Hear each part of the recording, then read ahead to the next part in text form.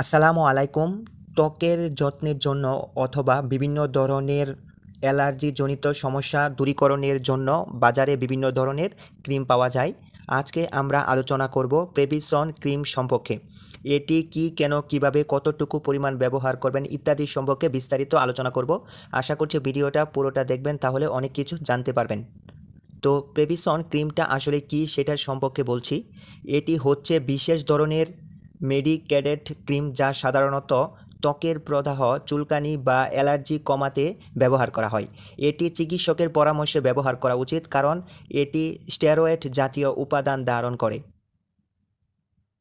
ডাক্তারগণ এই প্রেবিসন ক্রিমটি কী জন্য প্রেসক্রাইব করেন সেটা সম্পর্কে জেনে নিন।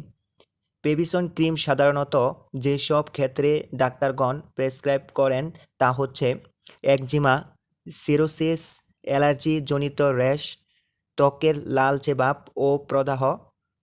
তবে এটি অবশ্যই সঠিক মাত্রায় এবং নির্ধারিত সময়ের জন্য ব্যবহার করতে হবে। সাধারণত 2 সপ্তাহ পর্যন্ত আপনাকে এটা ব্যবহার করতে হতে পারে। এর চেয়ে বেশি সময় ধরে এটা ব্যবহার করা উচিত নয়। কিভাবে ব্যবহার করবেন? প্রেবিসন ক্রিম ব্যবহার করার নিয়ম খুবই সহজ। প্রথমে আপনি ক্ষতস্থানে অথবা যেখানে এটা লাগাবেন সেই জায়গাটা শুকিয়ে নিন। সামান্য পরিমাণ ক্রিম নিয়ে আলতোভাবে পাতলা করে এখানে লাগিয়ে দিন। দিনে 2 বার ব্যবহার করতে হবে, সকালে এবং সন্ধ্যায়। তো মনে রাখবেন,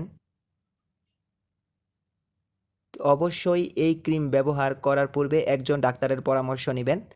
আর এটি অবশ্যই মনে রাখবেন যে জরুরি যে এটি চোখে এবং মুখের ভেতরে ব্যবহার করা যাবে না।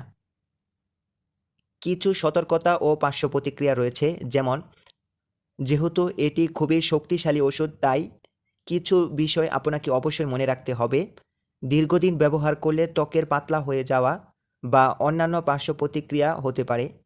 যদি ব্যবহার করার পর অস্বস্তি বা সমস্যা দেখা দেয়, অবিলম্বে চিকিৎসকের সাথে পরামর্শ করতে হবে। গর্ভবতী বা স্তন্যদানকারী মা এটি ব্যবহার করার আগে অবশ্যই ডাক্তারের পরামর্শ নিতে হবে।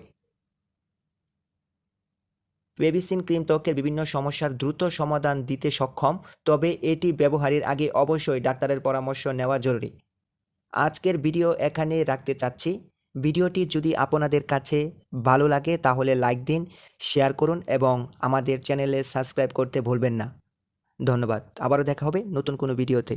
তো আজকে এই পর্যন্তই। আল্লাহ হাফেজ।